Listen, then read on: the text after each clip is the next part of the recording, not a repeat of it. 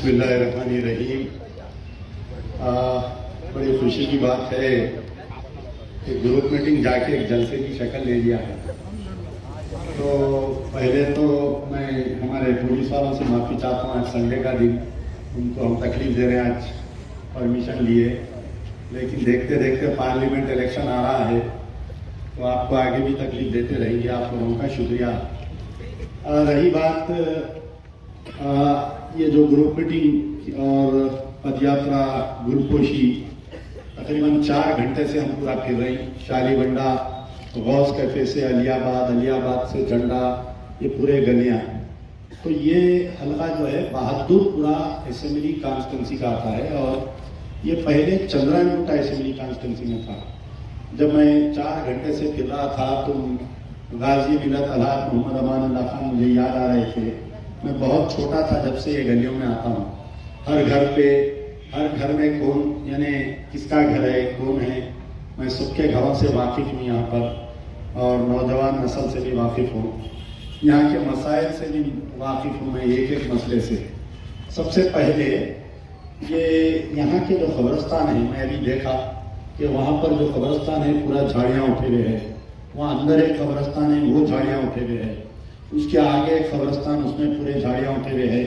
यहाँ के जो नौजवान हैं, हमारे जवाद हाशमी, नुमान हाशमी और दीगर नौजवानों की ये जिम्मेदारी है कि अब जो है कुछ ही दिन के बाद में, पहले शब महराज आएगी, उसके बाद में शब बारात आएगी। लोग जो है कब्रिस्तान को जाते अपने मरहूमीन के लिए फूल जियारत करने के लिए। तो सबसे पहले आप लोग ये कब्रिस्तानों को साफ करवाइए। आप एक छोटा सा का वीडियो बनाइए, वीडियो बनाकर वो कब्रिस्तान का वो वीडियो मुझे व्हाट्सएप करिए, door number, municipal door number के साथ में। और ये मेरी स्पीच अगर कोई और भी सुन रहे हैं सोशल मीडिया के द्वारा, तो हर बस्ती के ये नौजवान की जरूर जिम्मेदारी है कि वो अपने कब्रिस्तान का वीडियो, अगर आपके पास ट्विटर हैंडल है तो आप उसको ट्वीट करिए, GHMC ऑनलाइन या म्युनिसिपल कमिश्नर को आप ट्वीट करिए, मुझे टैग करिए या मुझे व्हाट्सएप करिए। मेरा नंबर है 9246529800। ये मेरा नंबर है। आप लोग मुझे वो कब्रिस्तान के वीडियो भेजिए। और भी अगर कोई मसले है, कहीं मैनहोल टूटा हुआ है, कहीं गंदा पानी आ रहा है, आप लोग मेरे को व्हाट्सएप कर सकते हैं।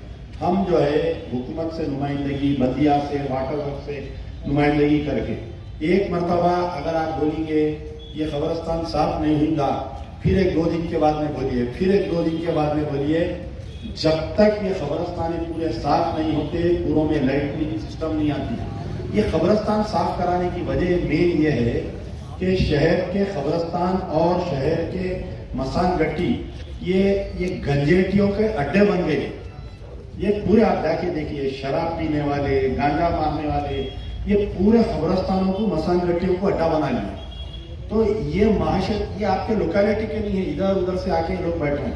मैं कुछ दिन पहले मौला के जिले में गया था, पदयात्रा कर रहा था, तो एक ही शिकायत कर रहे हैं वहाँ के रेसिडेंट्स, साहब ये कहाँ से आ रहे हैं मालूम, आके यहाँ बैठ के शराब पी रहे हैं, गांजा पी रहे हैं। तो मैं उसी वक्त हमारे DCP साउथ जोन, हमारे ACPs, हमारे इंस्पेक्टर्स, हम आप तमाम लोगों से ये रिक्वेस्ट कर रहे हैं कि आप लोग ये मॉरल पुलिसिंग, सोशल यानी कम्युनिटी पॉलिसिंग के तहत पूरे एरियाज में CCTV कैमरेस लगा रहे हैं। आप लोग क्या करिए, ग्रेवयार्ड्स में भी कैमरेस लगाइए। अगर आपके पास पुलिस में फंड नहीं है तो आप वक्फ बोर्ड को लेटर लिखिए, वक्फ बोर्ड से कुछ फंड लीजिए। मुकामी कारपोरेटर है, मुकामी MLA है, हर MLA को कम से कम 3-4 करोड़ रुपए दिए जाते हैं। MLA local area development fund LED scheme के तहत MP साहब को मिलते, कारपोरेटर को 1 करोड़ रुपए मिलते। तो आप क्या करिए, इंस्पेक्टर्स जो भी कंसर्न पुलिस स्टेशन के, मेरी उनसे रिक्वेस्ट है कि आपके एरिया में कितने ग्रेवयार्ड्स है, वो पूरे ग्रेवयार्ड्स को लिस्ट आउट करके, या आप एक कांस्टेबल को वक्फ बोर्ड के दफ्तर को भिजा के वहां के वक्फ बोर्ड के ऑफिसर से रिकॉर्ड लेके पूरे ग्रेवयार्ड्स में CCTV कैमरा लगाइए। चाहे वो पुलिस फंड से लीजिए या आप वक्फ बोर्ड के फंड से लीजिए या नहीं, तो जो भी कम्युनिटी है, अल्लाह के दिए बहुत लोग हैं, हर बस्ती में साहिब खैर लोग हैं, तो उनसे भी कुछ पैसे लीजिए। वो क्या है, एक एक कब्रस्तान को अगर 10,000 रुपये लगा दिए तो कैमरेस लग जाते, वो कैमरेस डायरेक्ट पुलिस स्टेशन पर, कम से कम वो कैमरे लगे तो क्या रहता, डर रहता। ये जो गंदगी हो रही कब्रस्तानों में, ये जो हमारा माशरा खराब हो रहा उससे रुक सकते। क्योंकि आए दिन देखिए, आज भी हमारे महल्ले में एक बच्चा सुसाइड कर लिया और इससे पहले भी कई ऐसे केसेस पेश आ रहे हैं। उसकी मेन वजह है कि पुराने शहर के बच्चे जो है ड्रग एडिक्ट हो जाते। ये लोग, आप कौन से भी स्टेशन पे जाइए करीब में, कंदीकल गेट रेलवे स्टेशन है, याकूबपुरा रेलवे स्टेशन है, पीछे फलकनुमा रेलवे स्टेशन है, आप एक रेलवे स्टेशन से दूसरे रेलवे स्टेशन आप पटरियों पे जाइए, नौजवान नस्ल जो है व्हाइटनर लेते हुए, गांजा लेते हुए, अफीम लेते हुए बैठे हुए। ये माशरे को सुधारना हमारी जिम्मेदारी है, ये पुलिस की जिम्मेदारी नहीं है। पुलिस कितना बोल के करेंगी बताइए, सरकार कितना बोल के करेंगी? बस्ती के जो नौजवान लोग हैं वो लोग कोशिश करिए। दूसरा पॉइंट, पहले तो कब्रस्तानों की सफाई का हुआ, ये दूसरा जो माशरे में बिगाड़ हो रही है। तीसरा, हालिया जो याकूबपुरे के इलेक्शन से यकीनन हमारे साथ बहुत नाइंसाफी की गई। हमारे साथ तो शुरू से नाइंसाफी होते आ रही है। हम एक आदत हो गई नाइंसाफी सहते सहते, और लड़ते लड़ते हम भी जो है आपके साथ में हमेशा से हम। देखिए, मैं पहली मर्तबा जब कारपोरेटर बना 2002 में, अल्लाह मुझे चंचलगुड़े का कारपोरेटर बनाया।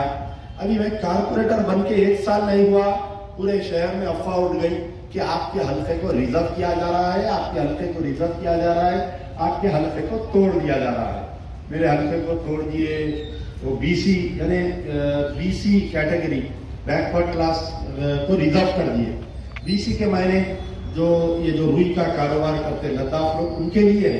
पूरी कॉन्स्टिट्यूंसी में बन के मारे तो 10 आदमी नहीं है वहां पर बीसी के, लेकिन मेरी कॉन्स्टिट्यूंसी को बीसी का लिए। खैर उस वक्त पे हमारे कांग्रेस पार्टी की गवर्नमेंट थी, कांग्रेस और एमआईएम दोनों साथ में थे, तो इख्तिदार का नाजायज फायदा उठाते हुए, गवर्नमेंट को नाजायज इस्तेमाल करते हुए अपने सियासी मुखालिफिन को दबाने के लिए, उनकी मुखालिफत को दबाने के लिए मेरे हल्के को रिजर्व किया। तो हम क्या किए, हिजरत करें। हम हिजरत करके हम आजमपुर आ गए। वहां पर आजमपुरे ने भी हराने की बहुत कोशिश करे, खैर अल्लाह ताला आपको जिता दिया वहां से। फिर हम 5 साल, अल्लाह के फजल से 10 साल एज ए कारपोरेटर अल्लाह ने हमारे से खिदमत किया। पूरे पुराने हल्के में, सेकंड हल्के में जाकर आप पूछिए कि कोई एक आदमी ये शिकायत नहीं कर सकता कि अमजदुल्ला खां के दौर में हमारे को कोई लाइट का चालान हुआ, हमारे साथ कोई जुल्म हुआ, या अमजदुल्ला खां की तरफ से कोई एक आदमी आके बालकनी निकालने के लिए, कनेक्शन लेने के लिए, रोड डालने के लिए हमसे कोई पैसे पूछा बोल के। लेकिन आजकल तो ऐसा है कि कारपोरेटरों का हाल, लोग कारपोरेटर का नाम लिए तो डर रही। क्यों डर रही? एमएलए के पीए का नाम लिए तो डर रही, एमएलए के हाशिए से डर रही। ये क्या है? कोई घर बना रहा उसका नहीं पहुंच जा रही, कोई बालकनी निकाल रहा उसका नहीं पहुंच जा रही, कोई रोड का कनेक्शन निकाल रहा उसका नहीं पहुंच जा रही। यही फलकनुमा की टर्निंग पे बल्दिया इलेक्शन में अकबरुद्दीन ओवैसी साहब एक तकरीर करे थे।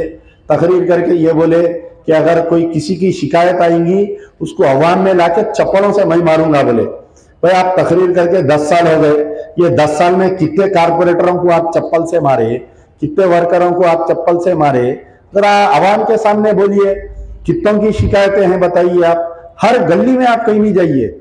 मैं परसों एक मस्जिद में नमाज के लिए रुका था, असर की नमाज के लिए। एक बेचारे बड़े हजरत आए, आके बोले मियाँ वो दबीरपुरे पे जो रैथू एक हफ्ते वाली मार्केट लगती पूरे नाले पे, वहां पर कहते कोई से इनकी पार्टी के कुछ लोग आके हर दुकान से 100 रुपए 200 रुपए मामूल ले रही, नहीं दिए तो तरकारी दियो बोल रही। मतलब अच्छा आ रहा हूं नेक्स्ट टाइम, जब भी वो लगेगा मैं आ रहा हूं। बोला मैं गया बीच में, परसों हफ्ते के दिन लगी थी, मैं जाके खामोश, मैं अकेला गया उस दिन, पूरे बाजार में टहल के पूछा, यानी मैं आ रहा हूं बोला, वो मामूल बंद हो गया। फिर परसों जो है हम मक्का मस्जिद में नमाज पढ़े, वो बंडिया वाले शिकायत करे कुछ, अरे साहब यहाँ के फलाने लीडर आते, एक एक बंडी से 100-100 रुपए 200-200 रुपए लेते, नहीं लिए तो ट्रैफिक वालों को भेजाते। पुलिस वाले भी मजबूर है, अरे नहीं तो आते चुबे कुछ तो भी बहाना निकाल के धरना देते, गड़बड़ करते, हमारा ट्रांसफर करा देते बोल के। ये पुरानी सरकार में ये सब चल गया। अब जो है ये कांग्रेस की गवर्नमेंट है, पीपुल्स गवर्नमेंट है, रेवंत रेड्डी की गवर्नमेंट है। इसमें अगर कोई एमआईएम वाले जुल्म करे या एमआईएम वालों का कोई करप्ट ऑफिसर साथ दिए डर के या लालच में, तो फिर दोनों को 1-2 बदलमैशी होने वाला है, सुन लीजिए। अब रही बात, कल मैं एक वीडियो देख रहा था, 9 साल, देखिए आप, अरविंद केजरीवाल को 9 साल मिले, हमारे अन्ना को भी 9 साल मिले। अन्ना क्या करे, 9 साल तक आराम करे जाके। अन्ना के पास जब तेलंगाना एजुकेशन चालू हुआ तो अन्ना का ने हैदराबाद में जाति घर नहीं था। हमारे एक दोस्त जो फतेह मैदान क्लब के जो चेयरमैन है, कोई रेड्डी है बेचारे, उनके घर में इन्हों किराए से थे। अन्ना हजारों करोड़ रुपए कमा लिए, अन्ना के बेटे कमा लिए, अन्ना की बेटी कमा लिए, अन्ना के भांजे कमा लिए, अन्ना के भतीजे, पूरा खानदान अन्ना का करोड़पति हो गया। इन्हों करे भाई अब अन्ना की चल रही हवा बोल के इन्हों भी रिश्ता लगाए, मामू मामू मामू बोल के इन्हों भी हजारों करोड़ रुपए कमा लिए। तो ये सबकी अब इंक्वायरी हुई पार्लियामेंट इलेक्शन के बाद में। कई लोग पूछ रहे हैं अरे भाई कुछ भी इंक्वायरियां नहीं हो रही, आप बोले ना पूरी बस भर के जाएंगे चंचलगुड़ा जेल को, मैं रास्ते में अलामान होटल पे रोक के सबको चाय पिलाऊंगा। बोले आने वाले हैं, सामने की सीट पे अन्ना रहेंगे, पीछे की सीट पे बेटे रहेंगे, इन्हें भी बहुत बयाना दे रही, छू इसको चुलूटी, राम मंदिर, बीजेपी, हिंदुत्व बोल के हमारे मामू की बेटी को चुप चुलूटी, चुप बयाना दे रहे, देख रहे ना, यानी असलियत आ रही इसकी बाहर, हल्लू हल्लू निकाल रही बाहर असलियत। ठीक है तेरा भी करेंगे, अब तू निजामबाद लड़ ली ना, वहां आता मैं आके तेरा पूरा बताता हूं वहां पर। तो बहरहाल अब इश्यू ये है। और एक कल मेरे को हंसी आई, क्या हंसी आई, हमारे केटीआर साहब ऑटो में बैठ के गए, ओफो, अरे मैं बोला अबा बेचारे को आसमान से हेलीकॉप्टर से सीधा ऑटो में ला दिया बेचारे को।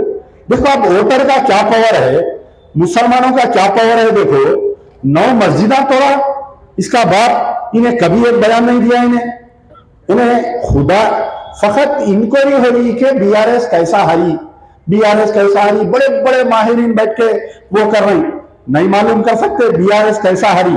मैं बोलता हूं गाड फाइट नो साउंड, अल्लाह की मार में कोई आवाज नहीं, सख्त बोल के सरकार चले गई। क्या चले गई, इन्होंने हेलीकॉप्टर से सीधा ऑटो में आ गए। मेरे बाबा मेरी जान केटीआर, अरे फर्स्ट ये ट्रैफिक वाले चालाना करे जब तेरे को ऑटो वाले याद नहीं आए, हजारों रुपए गरीबों पे जुल्म करे ट्रैफिक पुलिस। हमारे कौन थे कमिश्नर, बाद में डीजीपी बने, अंजनी कुमार साहब, कितने चालाना साहब, कितने चालाना। उन्हें पार्क सवारी उतार रहा चालान, सवारी बिठा रहा चालान, मेडिकल शॉप पे चालान, दवाखाने को गया चालान, मौका में गया चालान, नमाज को गया चालान। कितने गरीबों को चालान करे, ऑटो ड्राइवरों को कितनी डगवा लगी होंगी उनकी, आज ऑटो ड्राइवर लगा रहा। अच्छा फिर उसके बाद में लॉकडाउन आया था मेरे भाई, लॉकडाउन के 3 महीने, फर्स्ट लॉकडाउन में 3 महीने, सेकंड लॉकडाउन में 3 महीने, ये बेचारे गरीब ऑटो वाले इंस्टॉलमेंट नहीं दे सके। ऑटो बंदे कहां से दे सकते इंस्टॉलमेंट। अब निकली वो प्राइवेट आर्मी फाइनेंसरों की, यही फलकनुमा, या मैं समझता हूं आगे फलकनुमा का जो स्पीड ब्रेकर है रैतू बाजार करने का, वहां पर एक ऑटो वाले को रोक के मार के उसका ऑटो खींच लिए, इंजन बली करने एक ऑटो वाले का ऑटो खींच लिए। कितने मैसेजेस करा मैं ये केटीआर को, अरे साहब एक मीटिंग बुलाओ, आप सिटी इंचार्ज मिनिस्टर है, आप म्युनिसिपल एडमिनिस्ट्रेशन मिनिस्टर है, आप कैबिनेट में नंबर 2 है, आप डिफेक्टो चीफ मिनिस्टर है, कम से कम 100 ट्वीट करा, 100 मैसेज करा, ये फाइनेंसर से आप बात करो। नहीं बात हुई, फिर हम मैदान में उतरे लकड़ी लेके, हम बोले आओ किसमें दमे देखेंगे, किसका ऑटो सीज करते देखेंगे। अब पुलिस वाले क्या करते, फाइनेंसर बोले तो माल देता, गरीब ऑटो वाला क्या देता बोलो, नहीं वो हमारे नहीं मालूम, वो प्राइवेट इश्यू है। अच्छा मार के ऑटो खींचना प्राइवेट इश्यू कैसा होता रे बोल के, जब उस वक्त के डीसीपी को, उस वक्त के कमिश्नर पे हम हंगामा करे, 2-4 फाइनेंसरों पे केसा बुक कराए, एक 2-4 को जेल को अंदर भेजे। इन लोगों की प्राइवेट आर्मी रहती है, वो किशनगंज के सरदार जिया, किशनबाग के सरदार जिया रहते, सीजर पार्टी कहते। अच्छा मैं बोला सीजर पार्टी ठीक है। तो पूरे स्टेट के फाइनेंसर्स एसोसिएशन की हम मीटिंग लेके कैरेट फॉरवर्ड कराए। अब जैसा अगर मार्च में 2024 में किसी का इंस्टॉलमेंट खत्म हो रहा, तो हम बोले कि मार्च के बाद में 6 महीने आगे लियो, आप नहीं पूछना, ये ड्यू को इंटरेस्ट भी नहीं लेना। 1 महीना डिफॉल्टर है तो 1700 रुपए देता हूं। केटीआर अन्ना कहा थे बाबा तुम, जब याद नहीं आए ऑटो वाले। अच्छा फिर उसके बाद में ये लॉकडाउन के बाद में तकरीबन 99% हर ऑटो वाले के बच्चे स्कूलों को नहीं जा रहे, फीसा नहीं दे रही, इज्जत को मर गए, नहीं भेज रहे बच्चों को। जिसकी बच्ची 10th पढ़ी इंटर नहीं पढ़ सक रही, जिसकी बच्ची इंटर पढ़ ली उन्हें ग्रेजुएशन नहीं कर सक रही। पूरे अगर घर में 4 बच्चे हैं, 3 को नहीं भेज रहे स्कूल को, शर्मिंदगी से मर गए। आप सरकार में थे ना, लॉकडाउन होने के बाद में आप मीटिंग बुलाना था पूरे प्राइवेट स्कूल्स की, बुला के आप बोलना था आधी फीस आप माफ करो, आधी फीस सरकार देंगी आपको, बोले नहीं करे आप। जब ऑटो वाले याद नहीं है, अब आ रहे हैं ऑटो वाले याद, आप अब बैठ के फिर रहे ऑटो वाले में। और वो बेचारे मागंटी गोपीनाथ भी सामने बिठा लिए, बेचारा कब भागता है कि कांग्रेस में नहीं मालूम। तो उसके बाद में फिर क्या हुआ, ये रोडों पे गड़े हैं, आप सर्वे करिए, तकरीबन ऑटो ड्राइवर्स को जो है स्पॉन्डिलाइटिस की बीमारी है, स्पॉन्डिलाइटिस गर्दन की बीमारी गलों से। तो कई बार अखबार में आया ये गलों की वजह से ऑटो ड्राइवरों को स्पॉन्डिलाइटिस हो जा रहा, स्पाइनल कार्ड की बीमारी हो रही। तो जब ऑटो वाले याद नहीं है, आरोग्यश्री में ऑटो वालों को आप स्कीम देना, गरीब ऑटो वाले हैं इनका मैं इलाज फ्री कराता हूं, जब याद नहीं है। इनको LIC की पॉलिसी देना, जब याद नहीं है। अरे बेचारा रेवंत रेड्डी सीएम बनते ही सबसे पहले मीटिंग लिया जोमेटो, स्विगी, ऑटो ड्राइवरों को एक्सीडेंट 10 लाख रुपए एक्सीडेंट इंश्योरेंस, 2 लाख रुपए तक इलाज फ्री। आज तुमको याद आए, अन्ना ठीक है चलो कल आप ऑटो में बैठ के फिरे, बहुत अच्छी बात है।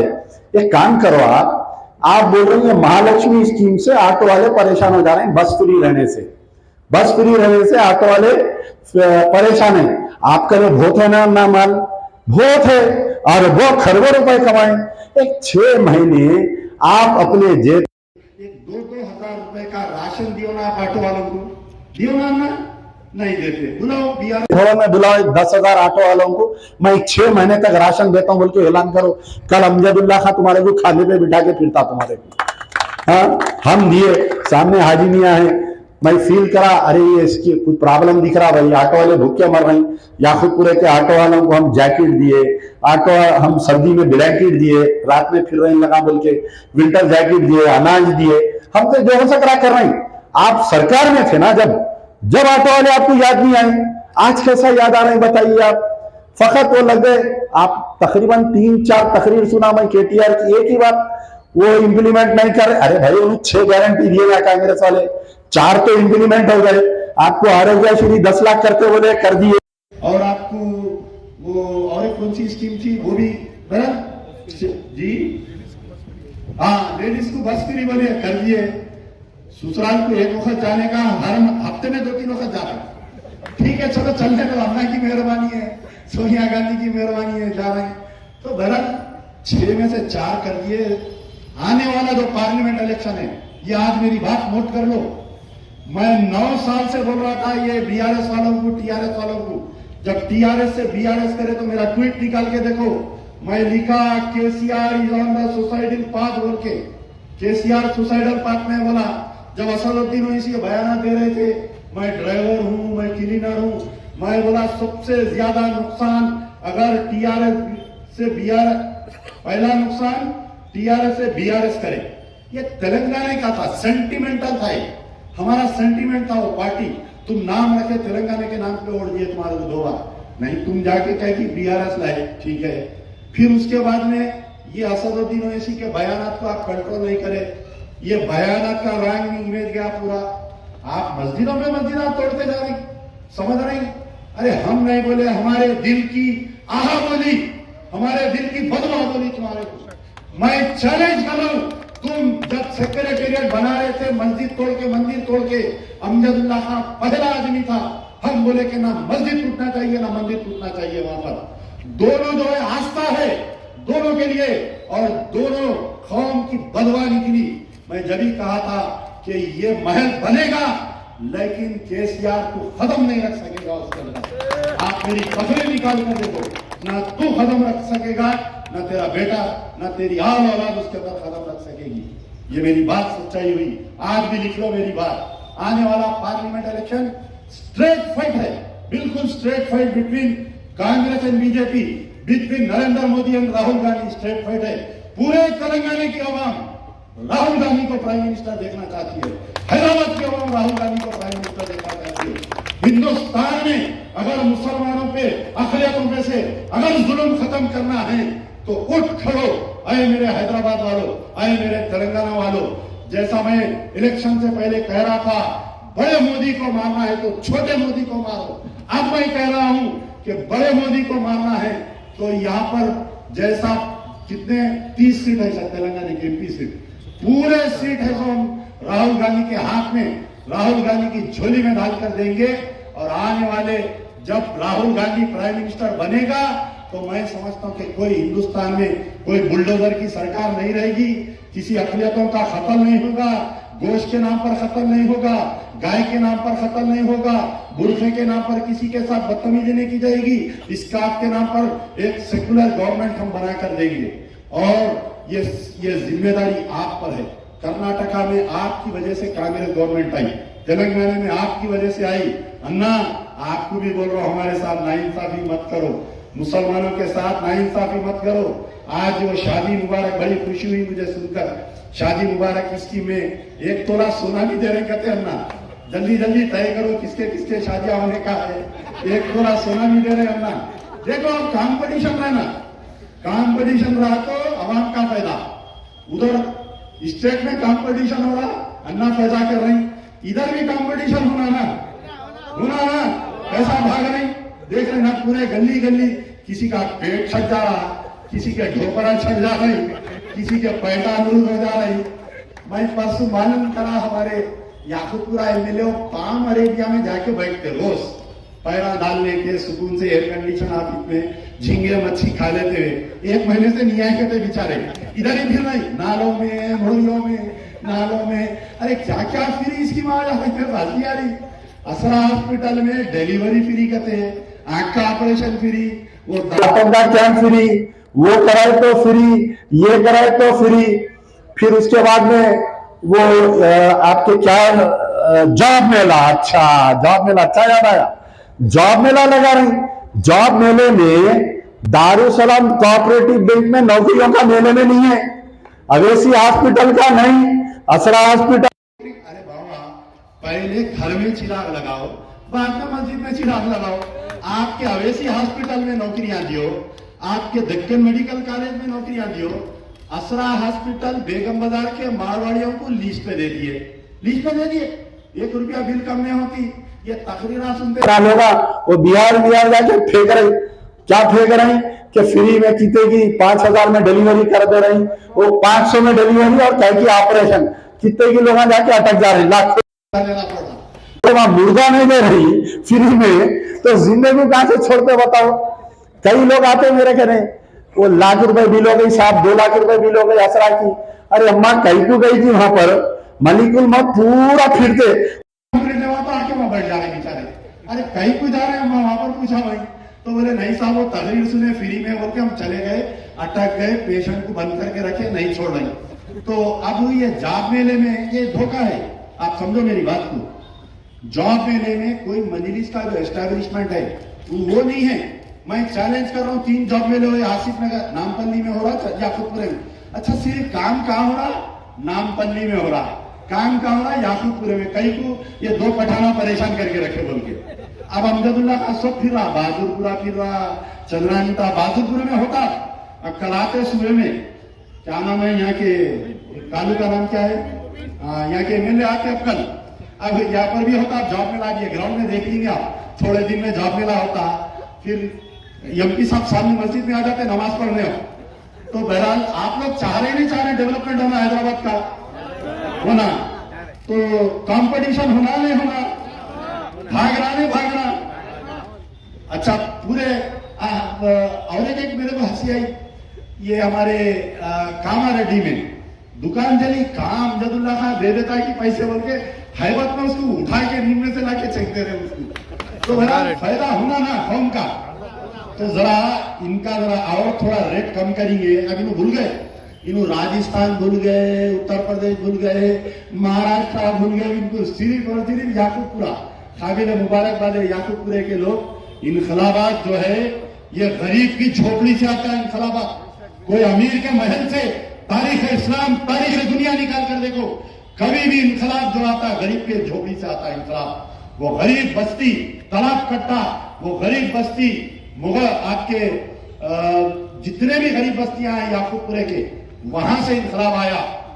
याद रखो, ये जो वीडियो बना रहे हैं ना मेरे खिलाफ में, जो मेरे खिलाफ में वीडियो रोजाना देख रहे हैं आप लगा, रोज एक भाषा बिल्ला आ रहा और वीडियो बना रहा, मैं वो हूं बोल रहा, क्या कहती बोल रही, मैं कहते कतल करा, मैं वो अमानुल्लाह खां कहते चार मीनार देख के डायरेक्ट हमारे कब पे चार मीनार देख के डायरेक्टर में आज तक समझ में नहीं आ रहा, सूद खा लिया बोल रहे। याद रखो, जितने वीडियो बना रहे हैं सब, मैं आपको एक मशवरा दे रहा हूं, एक वीडियो मेरे खिलाफ में या अमानुल्लाह खान के खिलाफ में या एमबीटी के खिलाफ में आपके 500 कम हो जाए, ये मैं गारंटी दे रहा हूं। जो याकूबपुरे में इंकलाब आया, कल पार्लियामेंट इलेक्शन में सबसे ज्यादा अगर एमबीटी का नुमाइंदा अगर वोट लेगा वो बहादुरपुरे से लेगा, लिख के रख लो आप, बहादुरपुरे से इंकलाब आएगा। बहादुरपुरे में इतनी नफरत है, इतनी नफरत, अरे क्या हालत है जी रोडों की, जाके देखो बहादुरपुरे की, वो जू करने से कमेले से आओ, वो ब्रिज बन रहा सो देखो, वो मस्जिद में पानी घुस जा रहा सो देखो, क्या हालत है। आप जाके बहादुरपुरे की 1 किलोमीटर की रोड बताओ जहां पर सही है, बताओ अपने। मैं चैलेंज कर रहा हूं, असदुद्दीन ओवैसी चैलेंज लीजिए, लगाओ टीवी डिबेट, जैसा अमेरिका में इलेक्शन होता, पूरे चैनलों को बुलाओ, मैं तुमसे सवाल करता हूं, तुम मेरा जवाब दो, तुम मेरे से सवाल करो, मैं तुम्हारे से जवाब देता हूं। छोड़ो इलेक्शन कभी भी होगा, 10 मिनट में 10 सवाल करूंगा, अगर तुम मेरे एक सवाल का भी अगर जवाब दे दिए, मैं अपनी सियासी जिंदगी से इस्तीफा देने के लिए तैयार हूं। तो या तैयार हो जाओ सारे हैदराबाद के नौजवानों, है रेडी, एवरीबॉडी इज रेडी, 2020 खेलना है ना, यू आर रेडी फॉर 2020, इंशाल्लाह यार जिंदा सबक।